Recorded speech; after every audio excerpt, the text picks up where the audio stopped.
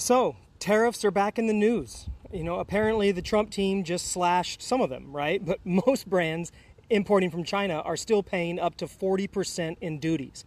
And the article I just read said that most small businesses are really struggling with how to survive all this relief, right?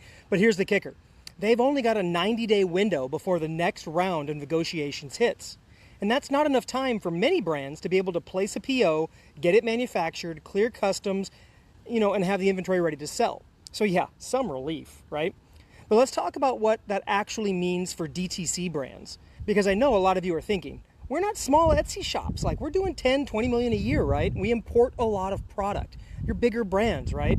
Well, cool. But here's the reality. Most brands at that level are still running with very razor-thin margins, all right? Now, I get to see inside a lot of these companies, and you would be shocked by how many are just one bad cost of goods bump away from bleeding out, right? Now, if your cost of goods goes up $5 because of a tariff, and you're already pushing your customer acquisition limits just to keep growing, that's a death sentence for a lot of brands. Large-scale retailers, they'll just pass it on to the customer. They have more staying power.